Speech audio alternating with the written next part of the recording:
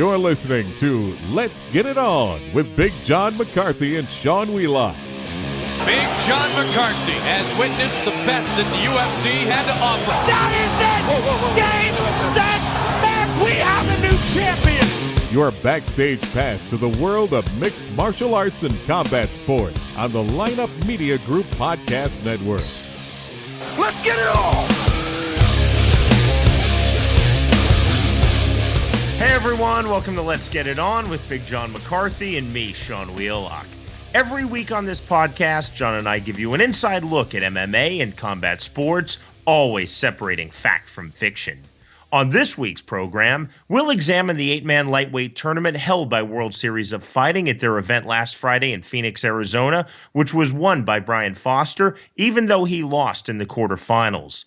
Big John and I will also discuss the still ongoing search by Rizin FF to find an opponent for Fedor Emelianenko when he makes his return to MMA on December 31st. Plus, we'll look at the surprising number of split decisions, 4 in all, including the main event that occurred at last Saturday's UFC Fight Night in Monterrey, Mexico. And as we do on every episode of Let's Get It On, John will answer your questions. Submit them via email, info@letsgetitonpodcast.com, and on Twitter by using the hashtag AskBJM.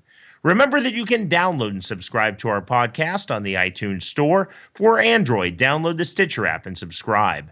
And you can go straight to our website, letsgetitonpodcast.com.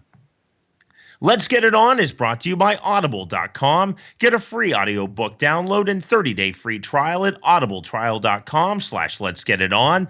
There are over 180,000 titles to choose from for your iPhone, Android, Kindle, and MP3 player. Well, this past Friday, World Series of Fighting 25 took place in Phoenix, Arizona, and featured a one-night 8-man lightweight tournament. In an odd turn of events, Brian Foster emerged victorious despite having been defeated in the quarterfinal round. So, John, 2 of the winning quarterfinalists were unable to continue due to injury. 2 losing quarterfinalists were able to advance to the semifinal round, and the entire event gave a very clear illustration of why one-night 8-fighter tournaments, to me, are pretty much largely a relic of MMA's past. You see, this is what's wrong with goddamn tournaments anymore. Everyone keeps on it's going to be great. It's the best. We're going to have a tournament. We're going to do this. You just had a tournament and it falls apart on you just like they're all going to fall apart on you. You're asking too much of the fighters. You're asking guys to go in, fight a fight, and come back in an era where it's not the same as it was in the past. In the past, we had guys that truly didn't understand how to fight, the way they do now. And what's happening now is you're having to go through someone and your body is getting beat down. It's getting damaged in that fight and you can't continue on. And it's ridiculous that we keep on having tournaments. They are antiquated. I'm not saying that, we shouldn't have them anymore. There could be something where someone comes up with something and say, yeah, that makes sense. But right now, especially when you're going to say we're going to do an 8-man tournament, it's freaking ridiculous. It's stupid. They should stop it. I understand what World Series of Fighting is trying to do. They're trying to establish their identity. They're not just behind the UFC. They're behind Bellator, and television ratings in the US and Canada spell this out very clearly. But trying to revive this concept that you were a part of in the mid-1990s, the Art Davie era UFC, there was a reason why Art Davie moved off of this, and the reason why tournament formats went away, because predictably they do fall apart. Look no further, MMA historians, than back to the name of Steve Jenham. Okay, yeah. And everyone looks at that, and at the time it's like, oh, that's not fair. There's never going to be total fair. And when you start looking at the way things were then and then trying to bring those into today's element of fighters and the way people are fighting and what's going on, it doesn't freaking match up. It's like trying to put a freaking square peg in a round hole. You're making a mistake. I understand the World Series of Fighting is trying to get people to, watch them. They're trying to come up with concepts that are new and interesting. Totally understand it. But you know what? The tournament concept in the form of doing it all in one night is always going to backfire on you. It's going to end up having fighters that are pulled out or cannot continue on based upon injuries that are occurring in the fight that they just had. And so now we're going to say, okay, we're going to have a if the winning fighter can't go on, then we'll go to the losing fighter and see if the losing fighter wants to go on. And so now we bring a losing fighter back into the tournament. So what are you saying about your tournament? You just made it look bad by bringing the losing fighter back in. You just can't do it. It doesn't work out for you. So then you're going to say, well, we've got alternates, so we'll bring the alternate. But then most people are not watching that on TV, and so they lose the concept of the tournament. The tournament just doesn't work anymore. In this tournament, they did have an alternate bout. It was the first fight of the night. It wasn't part of the NBCSN broadcast, and actually the entire quarterfinal round wasn't on the main television broadcast. But Ramil Mustafayev wins the alternate bout. If I'm his manager, I'm not really thrilled with World Series of Fighting, because then he is bypassed by Brian Foster and George Patino, who both lose in the quarterfinals. Yeah, so but why they knew even that. Have an alternate They knew that bout? going in there. Look, you can't sit there and say that he's going to complain, because they knew the structure. They were told the structure. You're an alternate. If one of the winners cannot move forward, we will first go to the losing fighters, and if the losing fighter doesn't want to go forward, then we will go to the alternate. That's the way they're all doing it right now. So that's in the paperwork. They know exactly when they're going to be looked at to be brought into it. So there's no complaint there.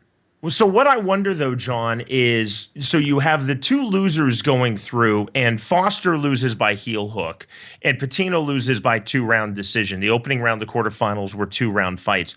What if they were both knocked out or TKO'd? So now you only have one alternate, which means you only have 3 semifinalists. Or does the state of Arizona decide, well, we're going to waive that medical suspension even though you got TKO'd and let you fight 40 minutes later? I would think that the state of Arizona and their athletic commission and Matt Valenzuela, who's there, would say no. He can't go on. And if you can figure out which two you want to fight for your finals, but we're not going to allow someone that got knocked out or stopped due to head trauma come back and fight again.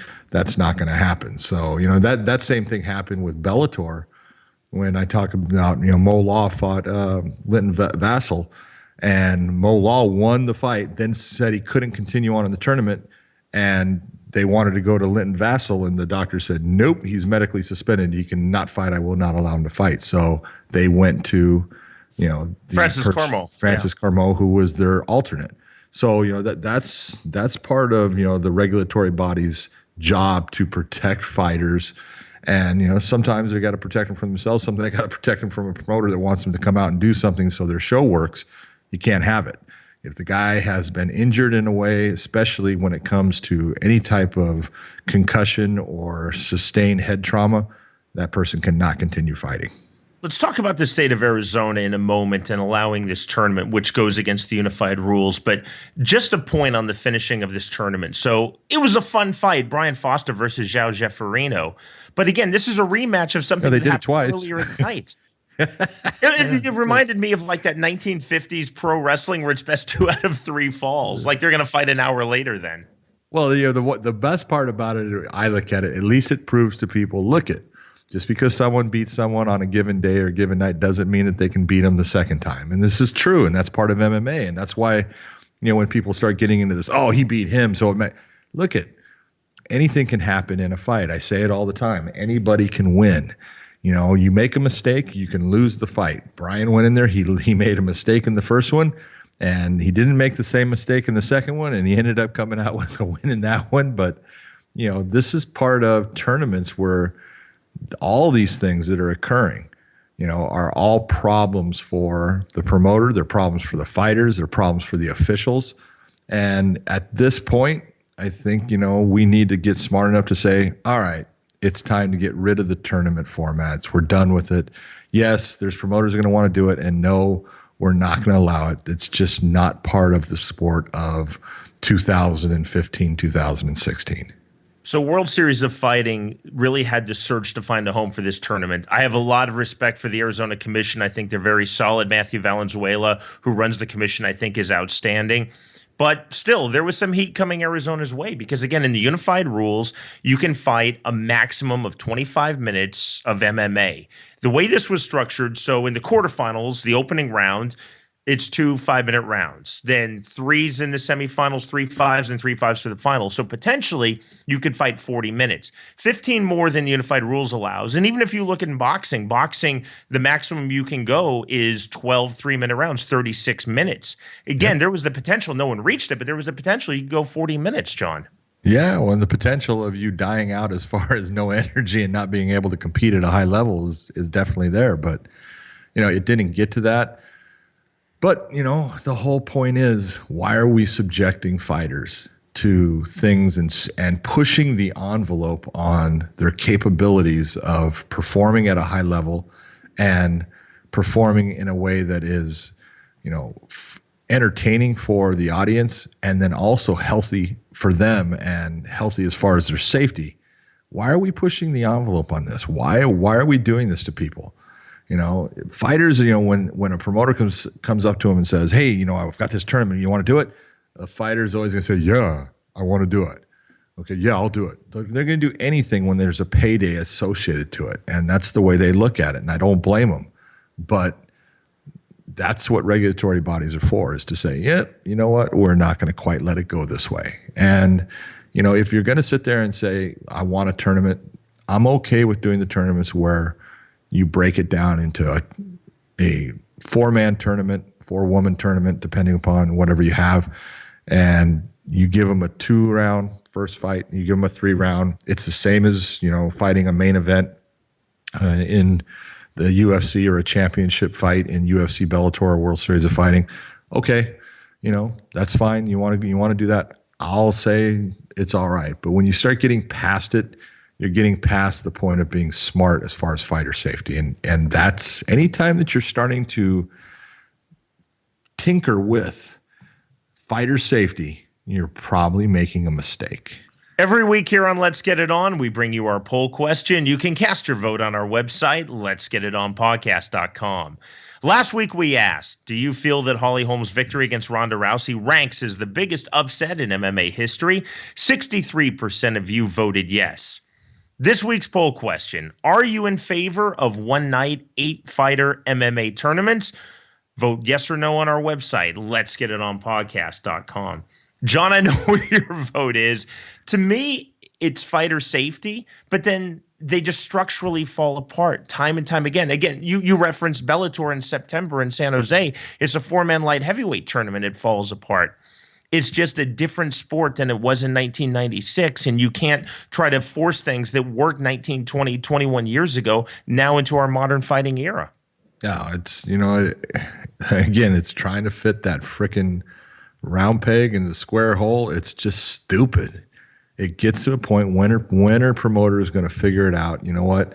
The thing that I can do is put eyes on my product by putting the best product forward as possible. And that's not always by putting more fights on or by putting tournament type fights on to try to draw interest. You just got to start, doing some marketing behind your fighters. And when you get, certain people in there, and World Series of Fighting has some great fighters.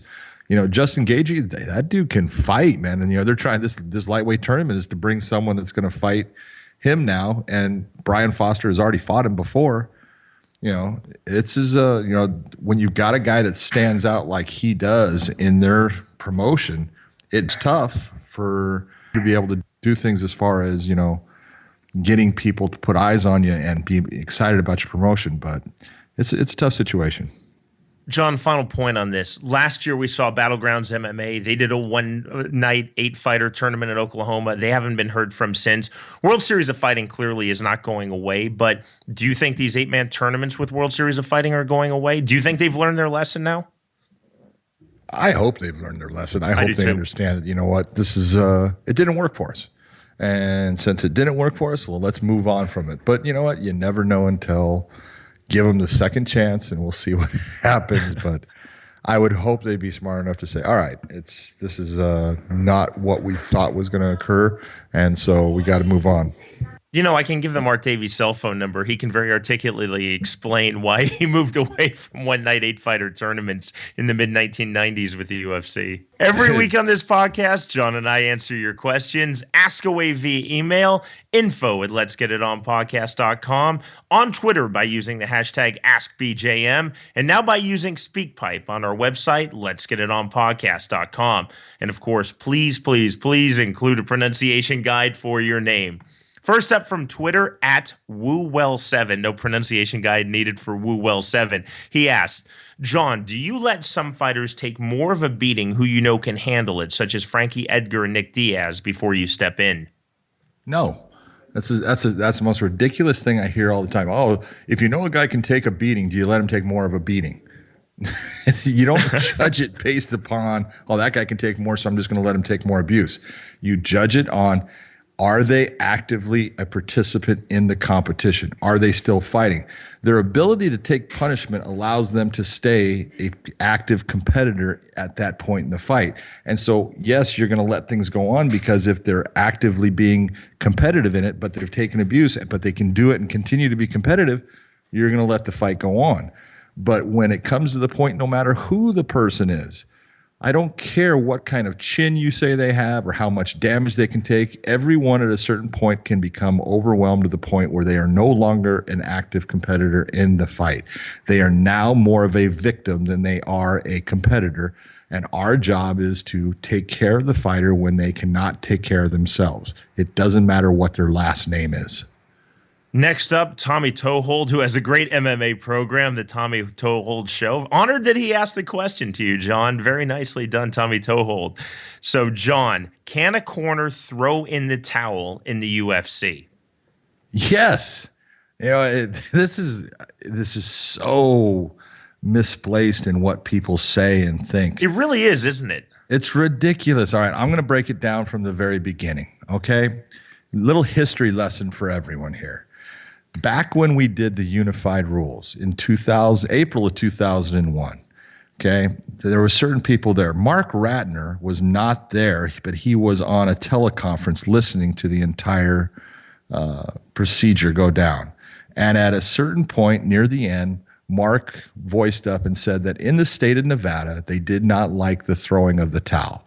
They didn't want to have it because in MMA, that had been a big part of what we allowed. In the state of Nevada, they didn't like having a corner throw in the towel. They liked, if the corner wanted the fight stopped, they liked to have the corner tell the inspector that was part of their team, tell that person, we want the fight stopped. The inspector would get up and inform the referee to stop the fight. Now, it's a more convoluted, way of doing it, but that's the way it allowed. So it was put into the unified rules. It was rule number 31. All right. In 2010, the rules committee for the ABC came up with a change in the rules. Their big changes were they took and put spitting and biting together. So instead of 31, we went to 30. And then they actually took away the throwing of the towel as a foul. And so we went to 29 fouls. And the throwing of the towel was not something under the unified rules that was a foul. So you, as a trainer, if you wanted the fight stopped, being that you were working in a state that went by the unified rules, you were able to throw the towel, unless that state was really Nevada, because Nevada, in their regulations, says, no, you may not throw the towel. So if you're working in the state of Nevada, you may not throw the towel to stop the fight. You must tell the inspector. The inspector will get up onto the cage and inform the referee to stop the fight. Other than that, yes, you can frickin' throw the towel to stop the fight. In my home state of Kansas, John, we still have the rule on the books. If it's any combative sport that we regulate, so boxing, MMA, kickboxing, if the towel is thrown in, it's an automatic disqualification to that corner's fighter. And what's wrong with that? That's the whole purpose of it is you want the fight stopped. The reason Nevada doesn't like it is they were always afraid that some fool would end up throwing a towel in and that there would be a stopping of the fight and that there would be confusion along with it, because they've had incidents occur that, have had major confusion. They've had Fan Man. Christ, they had a guy try to fly into a ring with a parachute and a motor. Holyfield Bowe. Exactly. So they're looking at it saying, look, we want this to be as, well controlled as possible. So if a towel comes into the ring in Nevada, the referee is going to ignore it. He's going to just keep the fight going, and he'll move the towel out, and there's no stopping of the action. And that's fine. When I work in Nevada, I know exactly what the rule is. But in any other situation, if I'm working in California, we'll say, and the towel comes in, I'm going to call a stop. I'm going to see which corner threw in the towel, and I'm going to stop the fight. And if it becomes where we have states that have it on legislation, the throwing of the towel will be a disqualification. Well, if you want the fight stopped, it's a great way to get the disqualification. Fine, boom, do it. It's really not a hard situation. But what we have is we have trainers that use it as an excuse of, well, I was told I couldn't do it. That's bullshit. If you as a trainer have a question, there's this thing called a referee that walks in the back for every frickin' fight. And he ends up, if he's at least an intelligent referee, he takes the fighter and his chief second and brings him over and starts talking to him and ask him in the end, do you have any questions? Is there anything I can answer for you? No. Guess what? Then you're saying you know the rules. If you don't know if you can throw the towel, then ask. John, you remember the case of the boxing referee Arthur McCanty Jr., not senior, but Arthur McCanty Jr. You know what I'm going to talk about. Oh, I don't want to talk about this in New York. I don't want to talk about this. I don't want to talk about it. Don't want to talk about this. Bad. No, but it's really, and it hurt his career because he kicked the towel out and he took a lot of heat. It was a fight at Yankee Stadium on HBO. Well, let's be honest. There was a lot more that went with that besides he threw the towel out. He was talking to Yuri Foreman saying, you don't want to end it like this, champ, right, champ? You don't do that. The inspector did come up onto the apron and told him the corner wanted the fight stopped, and he said no. You don't do the things that were done in that fight. Your job as a referee is not to basically take a side.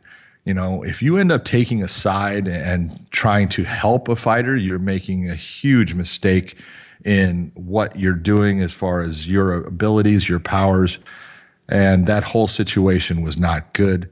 Arthur McCanty Jr. is a fine boxing official. He made a mistake mentally in that fight, and he should have stopped the fight when, he was told to. He didn't do that, and he paid the price for it, and now he's back and he's working well, so God bless him. This question from Kieran Boswell, coming from my wife's home country of England. John, how do you feel about stomping opponents' feet? And Kieran continues, it just seems dirty to me. Not a submission skill, just breaking feet. Well, I want to know how many feet has she seen broken with a heel stomp on the foot. I love how people come up with this. Oh, they're breaking feet. You know what? How many fights have you seen stopped because of a stomp? None. Now, I'm telling you personally, I don't like it either. I think, it's ugly, and I don't want to see someone, taken out of a fight, possibly with a foot injury based upon a stomp. But it's part of the sport. And, I don't sit there and because I don't personally like it, I don't sit there and say, well, it shouldn't be done. It's been part of the sport for a long time. It's an effective technique in getting someone to move if you're trying for takedowns, if you're trying to get them to move off of the fence or have to, balance themselves in a different fashion so you can get the takedown. And when you sit there and say it's dirty, it's not dirty. It's not, why is it dirty to stomp on someone's foot? But it's absolutely just incredibly clean to elbow them to the face or punch them to the face or kick them to the face. We have no problem with someone getting hit to the face. That is an okay thing throughout the world. But God knows we don't want them to kick at a knee or stomp on a foot. My God, it's horrible. It's so unsportsmanlike. To me, it's like you talk about getting them to move. It's like sometimes you'll see fighters kind of palm strike or slap the ears. Yep. They're not inflicting damage. They're just trying to get the fighter to move position. Yep. That's called smart fighting, and there's certain things that, no one is going to like everything associated with the sport as far as what they can or cannot do. There's people that think that we should, allow knees to the head of a grounded fighter, and there's people that don't. There's people that think that, smothering is a horrible thing. And there's people that think, no, it's a great thing because it makes the guy do this. You're never going to have everybody liking every rule or non-rule that we have.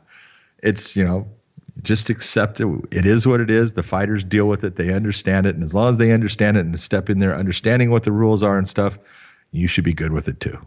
Remember, email us your questions, info@letsgetitonpodcast.com, and submit them on Twitter by using the hashtag AskBJM.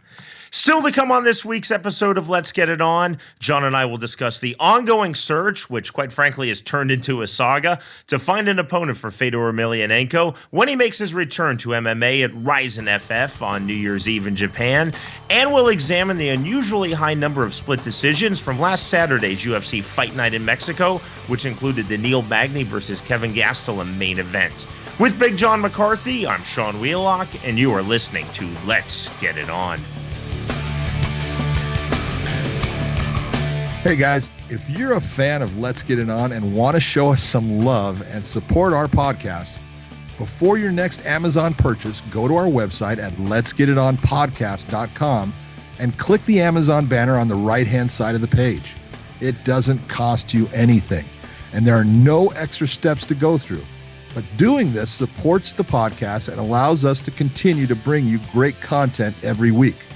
Remember, before you shop on Amazon, go to our website at letsgetitonpodcast.com and click the Amazon banner on the right side of the page. Thanks a lot. Let's Get It On is presented by Audible.com. Audible is now offering a free audiobook download with a free 30-day trial to give you the opportunity to check out their service. To download your free audiobook today, go online to audibletrial.com/letsgetiton. Again, that is audibletrial.com/letsgetiton for your free audiobook. When looking for new and exciting clothing concepts, look no further than Lambs to Lions. Lambs to Lions has great designs that incorporates the past from boxing with the new and exciting evolution of MMA. We all start out as lambs, but with time, training, and hard work, we can all become lions. Be part of the Lambs to Lions movement and check out all of their great designs. You can get your Lambs to Lions gear at the Las Vegas Fight Shop or go to lambstolionsbrand.com.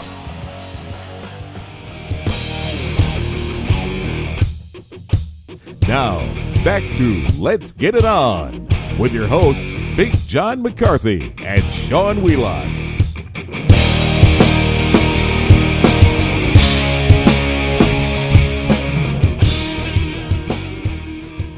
2 weeks ago here on this program, John and I talked about the announcement that Tsuyoshi Kosaka, the 45-year-old former Japanese MMA fighter, would come out of retirement to face Fedor Emelianenko, the 39-year-old MMA fighter from Russia, who's also set to come out of retirement. Now comes word from the promotion Rizin FF directly that Kosaka will still fight on the card New Year's Eve in Japan, but his opponent will be the Englishman James Thompson. And John, it looks as though Rizin is still looking for an opponent for Fedor Emelianenko.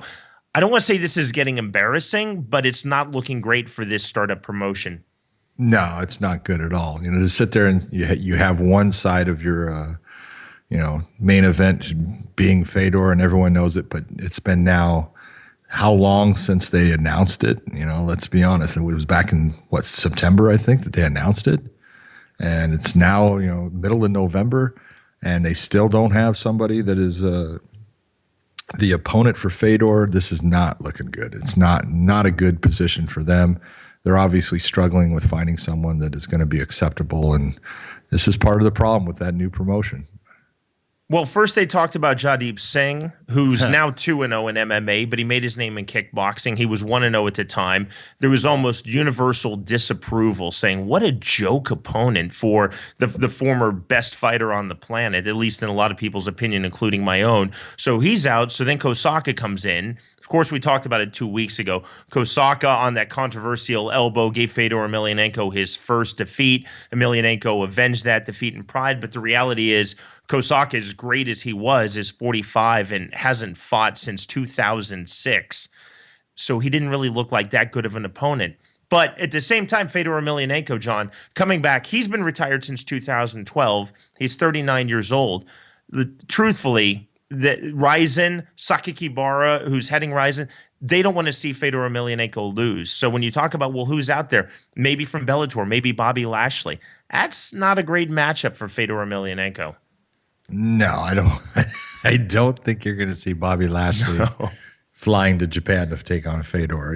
It's maybe Bobby Lashley 4 or 5 years ago when he first started. Maybe right. That might have been a good fight. Not now. Bobby is absolutely improved who he is as a fighter, and he's he's formidable. And I'm not saying that Fedor couldn't beat him, but I'm not saying that he couldn't beat Fedor. And that's exactly what you're talking about, is Rizin cannot afford to have that. If Fedor is going to be the guy that they're riding the coattails of, then they need to find someone that they say, oh, he can beat this guy, and I really don't have to worry too much about it. And that's part of the problem with promoting when you're going with one person as your star, and this is the person you have to have win. Well, then you got to try to set things up in a fashion where you are fairly confident that your guy is going to come out on top. And that's not always going to happen, and sometimes it doesn't lead towards the best fights either. But you hit on the dilemma, because Rizin clearly, and I'm not saying it's a work, absolutely not am I saying this is a work, but promotionally, Rizin clearly wants Fedor Emelianenko to win, but at the same time, they really got the jeers on Jadip Singh. They got the jeers on Tsuyoshi Kosaka. So they have to find an opponent that at least seems relevant, like maybe they could possibly win this fight, but not someone who probably can win this fight. Yeah, they're not gonna be able to appease, everybody. That's just not going to happen, and especially when you're looking at North America compared to, Japan. And there's going to be a huge difference in what the Japanese people will accept and what, North Americans are going to accept as a viable opponent. And I just don't see that you're going to be able to get somebody that's going to be a viable opponent in the eyes of people from North America against Fedor unless you put somebody that is somewhere in the top 10, and they're not going to do that. When we first started talking about Fedor Emelianenko's return to MMA and going into Rizin, we were talking about it on this program before Rizin FF was even officially given its name. But Nobuyuki Sakakibara, the former boss of Pride, who's launching this, we knew that he wanted Fedor Emelianenko as the centerpiece. At the time, we were speculating, well, who could even fight that's not under contract? But Rizin has come out and said, we'll be working with Bellator and KSW in Poland and Jungle Fight in Brazil. So there are available heavyweights. It's not as though they can't find anybody, and they do have to get a retired fighter like Kosaka. But again, it's that dilemma. Do they want to see Fedor Emelianenko win? Do they want to see him win in squashes, win competitively? Do they want to see him win by a narrow margin where people think maybe he needs to go back into retirement? Again, you just hit on it. When you're really banking the startup of your promotion on one fighter, it's a really slippery slope. Very slippery. In fact, it's icy. And it's funny because you get people that, they're sitting there, they'll talk about like Ronda Rousey and Holly Holm, the UFC, and they're saying, oh, that kills the UFC that Rousey lost. No, it doesn't. This is the part of being a promoter that you need to understand. If a promoter is sitting there banking on one person winning, they're not being smart as a promoter. A promoter puts the fight together because they think it's going to be a fight that they can sell, that they're going to make money on, and whoever wins is going to be good for them. Jose Aldo is going to fight, Conor McGregor. You know what? Either guy, if Conor wins, it's great for the UFC. If Aldo wins, it's great for the UFC, because either way, it's going to work for them. That's what you as a promoter need. If you go into that fight needing one guy to beat the other, now you're starting to walk on that little tightrope, and that tightrope can be very small at times, and you can fall off the side of it real easy. Well, Pro Elite XC, they went out of business when Seth Petrozelli was named as the replacement for Ken Shamrock, and he finished very quickly Kimbo Slice. That was the death of their promotion. They were never back again. And I know early on in Bellator, there were fighters who the promotion very much wanted to win. Again, I'm not alleging works, absolutely not, but just promotionally, they wanted fighters to win. It's funny how history worked out, because Pat Curran has emerged as an absolutely phenomenal 145-pound fighter, but back in the spring of 2010, Roger Huerta was the big money signing for Bellator. Bellator really wanted Roger Huerta to win that tournament and then defeat Eddie Alvarez for the title. Let's History say kind Bjorn of took some Rebney. turns, and it worked out well, but at the time it was kind of ruinous for the company. Let's say Bjorn Rebney really wanted Roger Huerta to win. Bjorn Rebney had a hard-on for Roger Huerta, man. He wanted him from the very beginning. That was his star child. And, look at, this is where, opinions. People think they know fighting, and Bjorn Rebney, no disrespect to him at all, but he thought he really knew fighting, and he didn't know dick. He had an idea that certain people were way better than what they really were. He was told about certain people. He was told about, what could happen. And he was smarter than everyone and knew that, no, this was the guy. And then it was proved to him by certain fighters, no, it's not. And that's part of being a promoter. Again, you don't put yourself in a position where you need to have a specific person win a fight. You do that, you're probably making mistakes. And it's probably not going to turn out. And with Holly Holm versus Ronda Rousey, promotionally, the UFC can go either way, no matter who wins. And I can't think of a scenario with the UFC where they really need somebody to win.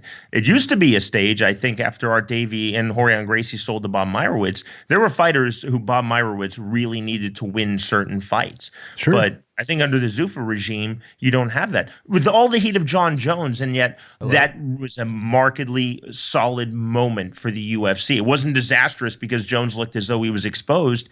It was a great moment. And I think as a promoter, and tell me if you agree, John, you have to look at all the scenarios. Where do we go with these two fighters from here? Yeah, that's it. You look at Christ, when they were doing the build-up for Jones and Gustafsson, they didn't even talk about Alexander Gustafsson and how good a fighter he was. They talked about how tall he was. This was a guy that matched up with Jones as far as height and reach. You look and you go, really? That's where your buildup is? But he ended up putting on a fight that everyone to this day will say that was probably one of the greatest light heavyweight title fights of all time, if not the number one. And you know what? Everyone would love to see that fight again. They'd love to see John Jones and Alexander Gustafsson step in the cage again to see. I want to see round number 6. I got to see what's going to happen with that because you know what? 5 didn't tell me everything I needed to know. That's what you're looking for as a promoter. You have that. That's freaking lightning in a bottle. I wonder if Fedor Emelianenko's camp has veto power, or if this is Sakakibara just exerting his own influence as the head of Rizin FF to find that right opponent. Everything I know about Fedor Emelianenko, and I've known him personally since 2008, one of my absolute favorite people in the sport, and unabashedly I say he's my all-time favorite fighter. I think he will literally fight anybody. I don't know if the people around him feel the same way. I think, absolutely. Fedor is, of the opinion that he can fight with anybody, and I don't think he's trying to handpick an opponent. Obviously, your camp is always going to try to be looking out for your best interest, as much as possible. They're going to have to believe in you as a fighter, but they're not going to want to put him against certain people. But I don't think it's really, Fedor or his camp, denying, certain requests at opponents. I think that there's just not, the opponent that Sakakibara thinks is going to draw the attention of the fans the way he's needing it to happen. And so he keeps on looking for that person that can possibly be that freaking lightning rod that all of a sudden gets people's attention. John, and I've been racking my brain, and our knowledge is pretty deep of rosters. Who's out there? Again, you can think of fighters who are with Jungle Fight or with Bellator, certainly, or KSW, but they could legitimately beat Fedor Emelianenko. We gave the Bobby Lashley example. So who's out there that makes sense as an opponent now? Why are you asking me, man? You tell me. Because I put you on the spot on this program. I know, man. It's like, hell, I don't know who's out there. But there's tough. guys. It really is tough. Well, there's guys out there that I think could absolutely be great opponents for him. Some of them Russian. You look at Minakov, who's actually still the heavyweight champion in Bellator, even though there's contractual problems. Right. He can fight. That guy's good. I think Minakov beats Fedor Emelianenko. Yeah, well, that's the problem. And so you look and say, are there guys out there that? Yeah, there's guys out there, but who do you decide to put against Fedor because you don't want him to get beat? So it's a tough situation. It's not an easy situation for anyone. Who would you put against him? It's really I thought, honestly, I had thought about James Thompson. I thought if James Thompson beat Bobby Lashley, you would see James Thompson against Fedor. I honestly thought that. Yeah. I thought that was almost set up because James was known in Japan. Right. He's liked in Japan. Yep. And it would be the natural thing because he just went and beat Bobby, and so they would try to put him in there. But I thought it would be a tough fight for him to beat Bobby, and obviously it didn't go. He got hurt. But, he's fighting there, but he's not fighting against, Fedor. He's fighting against who we thought was going to fight Fedor and TK. Right. And James Thompson, he's a brawler. There's the history. You could tell the backstory that he lost to Alexander Emelianenko in Pride. And he's a brawler. He's fairly open to that overhand right hand of Fedor Emelianenko, and he doesn't have a ground control game. The concern with somebody like Lashley or somebody like Minikov is that they just dominate Fedor Emelianenko on the ground. They just wear him down. Well, yeah, and you're looking at someone who's going to outweigh, Fedor by a certain amount. He's going to be, stronger. He's a better wrestler. He's not maybe a better martial artist, but he's a better wrestler, and so he's going to be able to try to control position. Bobby's very smart as far as submissions. He's technically good in the way he puts himself in position on fighters. And, Fedor marks up, let's be honest. Bobby starts to hit on him a little bit. It's not going to make it to where Fedor looks good as far as even if he's not taking a ton of damage, he's going to look like he's taking damage because that's just the way he is as far as his skin. So he marks up. Not a fight that you look at if you are Saki Kabara saying, yep, that's the one I want to put him against. John, there's a final point on this, and I'll give this caveat, and I've mentioned this caveat before on the program. I'm rooting for Rizin FF. I'm so proud of the fact that I was the last English language play-by-play commentator for Pride. It really is one of the highlights of not just my MMA broadcasting career, my entire broadcasting career. My buddy Jerry Millen is heavily involved. Nobuyuki Sakakibara, who I'm a great admirer of. I want this promotion to succeed, but yet after all the initial onslaught of love and goodwill and warm feelings, it seems like this promotion to me is doing a lot more things wrong than they are right, at least from a North American perspective. The Japanese perspective might be completely reversed, but from a North American perspective, it's not looking great for Rizin. No, but it's the same with any new promotion. Look, it's not easy. It is not easy to get a promotion off the ground. It's not easy to do things in a fashion that they're trying to do them. And as far as everything is out in the limelight, it's out in the media. This is not like it's some small time promotion where we're going to start trying to build, ourselves and do little fights and get bigger. They're trying to start with the big boys. And to do that, there's a whole lot of obstacles to, have to avoid, obstacles you have to jump over. And there's the fact that, there's just not that many top flight fighters out there for you as a promotion to sign when they're all signed up by other promotions. So it takes time to build and to get that roster that you need to start being competitive and putting on competitive fights. Well, last Saturday, John, you were in Monterrey, Mexico. You worked the Bellator on Friday, a lot of air miles, and then you hustled yourself. You got to Monterrey. UFC Fight Night, a total of 13 bouts, unusually high number, 4 in total, including the main event of Neil Magny versus Kevin Gastelum, ended with split decision results. Magny, of course, won his fight. John, you refereed it. It opens up a great conversation for us about split decisions. They're wildly unpopular with fighters. They're wildly unpopular with fans, but it doesn't mean that somebody got it wrong on a split decision. No. What it's saying is it was a close frickin' fight. And the Neil Magny Gastelum fight was a close fight. The problem with that fight is if you look at it, it's a simple fight. It's simple in saying, look at Neil Magny won the first round easy. He won the second round easy. Kevin Gastelum won the fourth round super easy. He won the fifth round easy. So I've got both guys winning 2 rounds, and the round of contention is going to be 1 round in the third. Who won that? It was close, and it was so close you had 2 judges giving it to Magny and 1 judge giving it to Gastelum, saying that entire fight is based off of 1 round with 1 judge. That's the difference in who won that fight. And that's understandable. It was a close fight as far as if you look at how it's going to be judged. That third round is the one, and it was a close round. There's certain elements that you're going to sit there and say, well, I can say why Neil Magny won the round, and there's certain elements I can sit there and tell them why Kelvin Gastelum won the round. And look at the judges can only go one way, and 2 of them went one way and 1 of them went the other, and we have a split decision.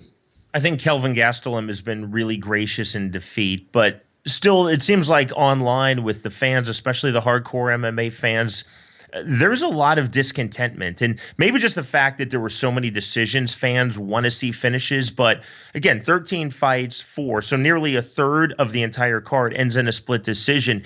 And I think there's the feeling, and I'm not saying it's correct, oftentimes it's not correct, but there's the feeling, wow, these judges don't know what they're doing because they can't agree on anything. No, look, here's the truth of the matter, especially when you get to that last fight. Everybody looks at the fight and they see Kelvin in the end winning the fight. He wins the 4th round, absolutely, and he wins the 5th round, absolutely. And they basically look at him winning those rounds and say he should win the fight. Well, that's just not the way it is, because we don't go off based off of, the entirety of the fight. And this is the reason why, because then you forget everything that happened in the 1st round, 2nd round, maybe 3rd round, and give nothing but credit to those last couple rounds. And now we have a guy winning a fight that sometimes maybe shouldn't win the fight overall. But everyone there is looking and saying they think that the fight should have gone to Gastelum because he was winning the fight at the end. And you know what? He was. And I understand that. And it's a matter of, it's a close fight. How much closer? What you're talking about is one judge with 1 round. That's the difference in that fight. How much closer can it be? The only difference is if that judge had gone a draw in that round, we would have had a draw for the fight. How's that? Yeah, and thank goodness that we didn't have that dreaded 10-10 round. Well, you look and you say, there's elements of it that you can understand giving it to. Magny controlled a lot of the fight in the 3rd round. Gastelum had his moments in the 3rd round, and it's what you're going to weigh out as the judge of what you're giving credit to.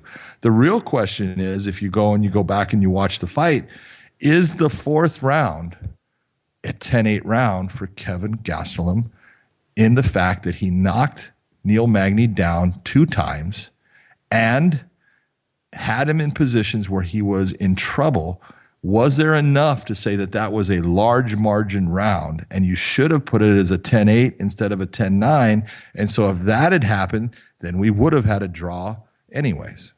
John, you refereed the fight. I know everyone wants to ask you, how did you score it? But I know this from refereeing boxing, albeit in my low-level Midwest circuit. But you as a referee, and all referees will tell you, when you're refereeing, you're not really judging the fight. It's not like in boxing where the referee used to keep a scorecard. It's difficult. They're 2 distinctly different jobs. You might have a feel, but you're not scoring it like you would if you were an actual judge cage side. Exactly. And I don't care what the score is. The score doesn't matter to me.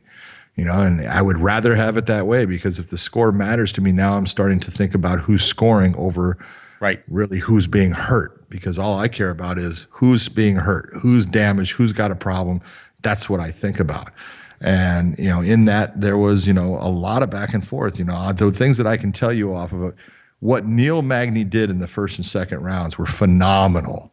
He was absolutely dominating that fight as far as the positions, what was occurring. Kelvin was doing a great job of defending himself. He did a great job with that. He was always working. You look at what he did. He is the picture-perfect example of when we talk to fighters and say, look, this is what I want to see out of you.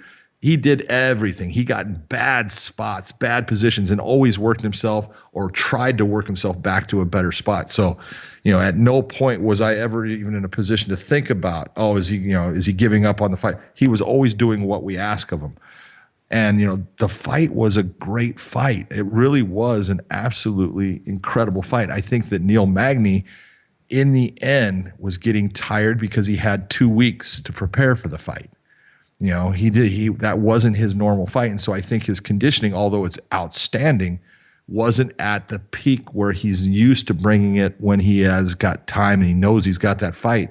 And so I think the push of those 5 rounds, by the end, he was starting to gas a little bit, and that was the real difference in what was occurring in that 4th and 5th round. Was he was getting a little bit tired. How many people came up to you and said, John, who won that fight? You were the referee. Come on, who really won it? Yeah, man, I got everyone. Right? It's funny because, I still haven't watched it, but I want to go back and watch it, and I'm going to judge it, and it's going to be, my information, but I have no problem with what the judges saw. And, I can tell you, Marcos Rosales was one of the judges on that fight. And Marcos is a guy who, when I sit there and I talk about the 10-8 round, Marcos is a judge that gives out 10-8 rounds quite often. And I asked him, I said, hey, what about the fourth round? He goes, man, I was right there. I was going to be giving it a 10-8, he says, and then Magny ended up getting up out of it, and he explained what Magny did in the end. It said, this is why I kept it as a 10-9 over a 10-8. And it was the effort of what Magny did in getting himself up back into the fight and something, as far as, offense that he put out.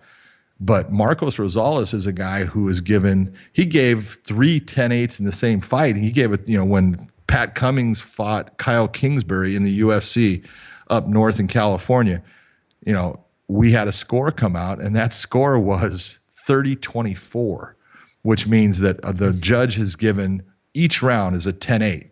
And at the time, I was like, are you kidding me? And I went back and watched it, and I said, you know what? That goddamn guy was right. He did deserve 10-8s in each one of those and stuff. And so, Marcos is a guy that I'm going to take, and I'm going to have confidence in his ability to judge a fight and to judge, is that a 10-9 or a 10-8 round? And so, I talked to him after the fight about it, and he explained why he stayed with a 10-9 over a 10-8. And look this is a guy that knows how to judge. So I'm gonna have to say that I think the fight was judged correctly. It was a close fight, but when people see a guy winning the last couple rounds, they naturally tend to go that way of saying, oh, he won the fight. As a commentator, and I've seen this more than one occasion, probably 6 to 10 times in my career. John, I know you've seen this too. Split decision. Fighter A, 30-27, 30-27. And then the dissenting judge has fighter B, 30-27. Yeah, that's bad. Where I think you have to question the dissenting judge's scorecard. But in these cases, when they're 29-28s and 48-47s, again, you can be differing and still be right. Yeah. And there are times when, judges are wrong. It happens. There's times when referees are wrong. There's times when fighters are wrong. It's just, there's a lot of times when commentators are wrong, and you should know all of those, Sean. But, it's a matter of overall, this is, when someone says controversial, this is when it pisses me off when they say a controversial decision. This is not controversial at all. Not at all. All right. It's a close fight, and someone's going to win and someone's going to lose. And if Neil Magny had lost, you would have the same thing of people saying controversial. So what is it? It's not controversial. It's a close fight, and the judges have got to go one way or the other. Now, if it had come up a draw, would everyone have been happy? No, they wouldn't have been happy. They would have been pissed off that it was a draw. Neil Magny should have won that, or Kelvin Gastelum should have won that. It's part of fighting. There's got to be a decision made by those judges, and those judges gave the decision that they thought was correct at the time. And I don't doubt that they were right. I think the media almost reflexively will type the word controversial in front of split decision. But it doesn't have to be controversial. I don't know what it is in the human condition, but we want everybody in authority to agree. And again, you can differ and you can still be right. You can have it 48-47 and the judge sitting the other side of the cage has it 48-47 the other way. You're both right. It works that way. It does. Sometimes. Well, and look at what people need to understand is, when they're sitting there watching a fight, they're watching it differently than way the judge is. The judge is looking at this element of damage. They're looking at the element of what landed in a good area, what landed in an area that I'm not going to give it credit. They're looking at the takedown and what did the person do with the takedown? Did they actually do something with it? Was it a takedown, or was it just, a change of position? Where commentators are saying, okay, he's got 2 takedowns, when I'm going to tell you as a judge, he's got 0 for takedowns. Okay? The change of position is not a takedown, but the commentator has now put it in the mind of the fan, there's 2 takedowns. And so they're sitting there saying, well, he's got 2 takedowns. No, he doesn't. Okay? Changes of positioning is not takedowns. Takedowns are things where you affect the fighter in a negative way because of the elevation and the impact of it. That's a takedown. It's when you put them in a position that you end up doing more damage with that position. That's a takedown.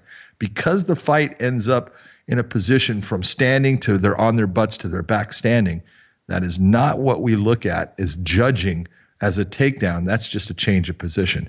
People need to understand that judges are looking at the fight usually with a little bit more of an understanding of the sport than the commentators even sometimes. No, it's very true. Or the fans. And as a commentator, my baseline is always neutrality. I have some very close friends who fight, who I've commentated. I give the example.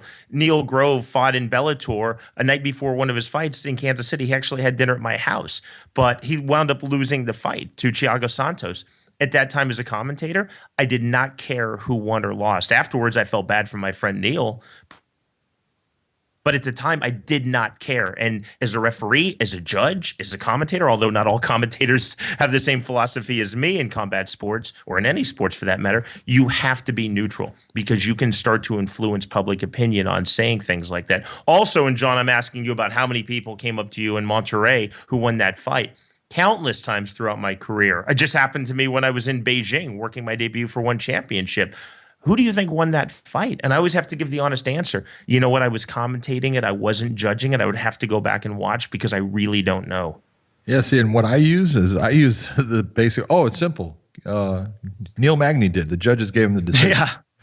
Okay? I don't sit there and I'm not going to doubt it until I've looked at it and I can sit there and say that, hey, now, you know what? I've watched it and I think that, fighter A beat fighter B, but whenever someone says, who do you think won that fight? It's pretty simple. Fighter A did. The judges gave him the decision. That's just the way it is.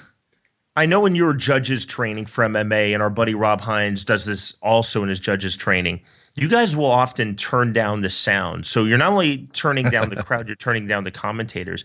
Oftentimes you'll see in your room that affects how they score the fight. The crowd can influence subconsciously. The commentators can definitely influence subconsciously. With the volume down, sometimes the scorecards get changed. Absolutely. They get changed a lot.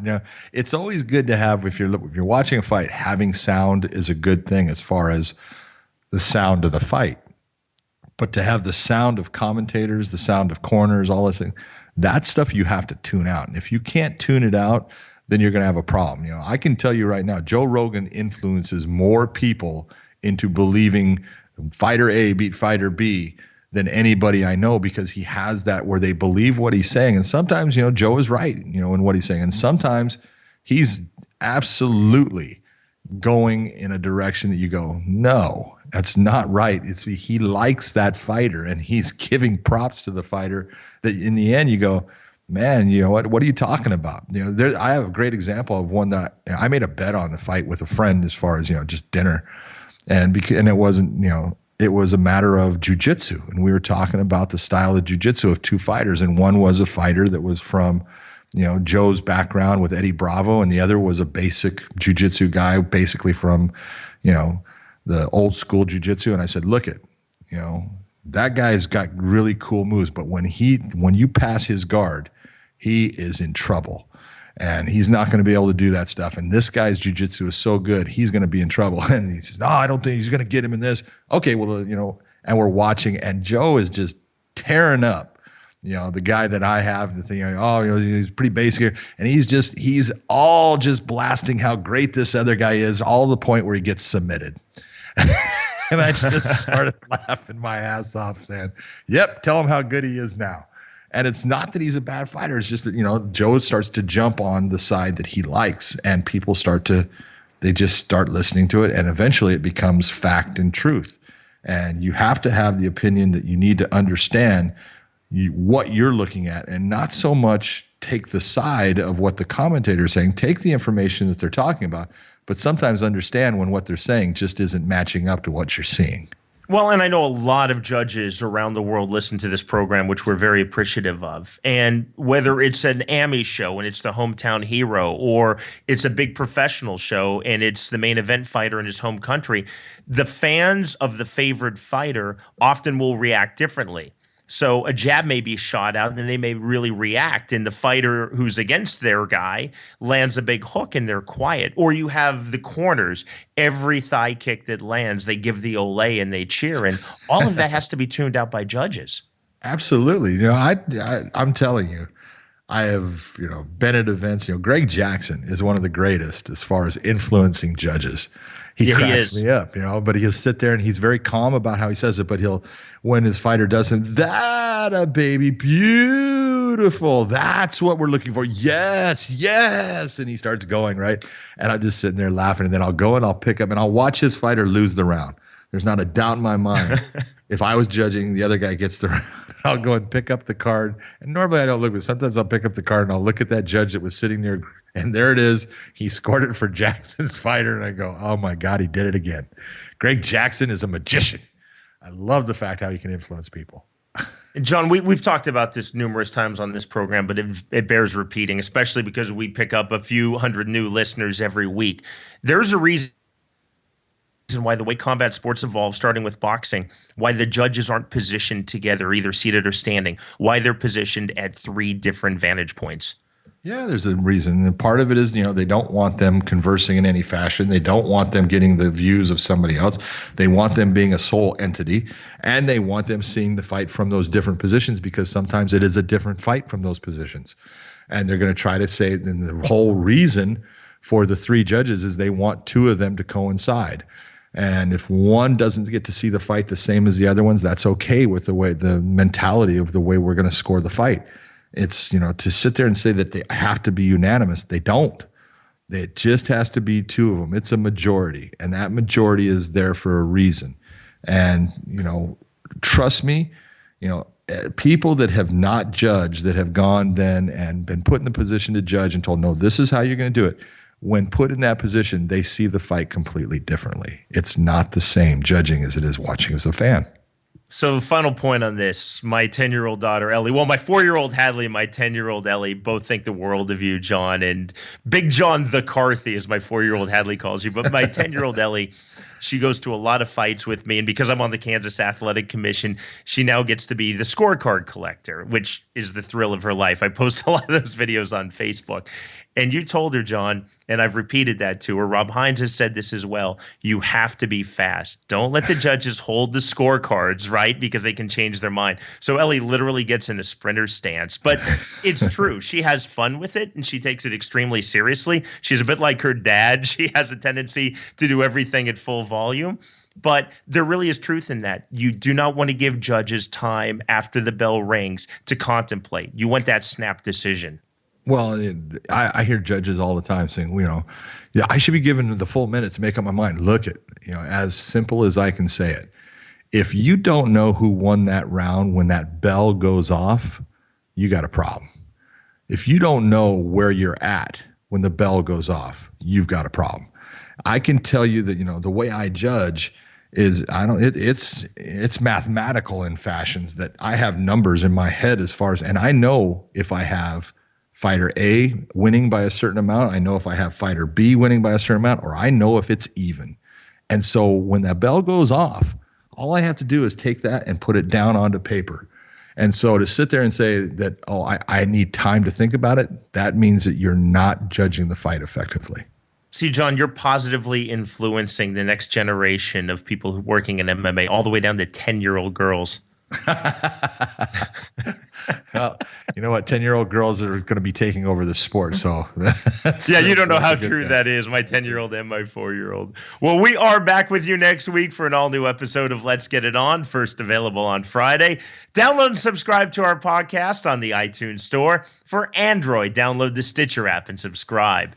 And you can go straight to our website, letsgetitonpodcast.com. You can also find us on social media, facebook.com/letsgetitonpodcast, and on Twitter, @Podcast MMA for this show, and for us personally, @John McCarthy MMA and @Sean Wheelock.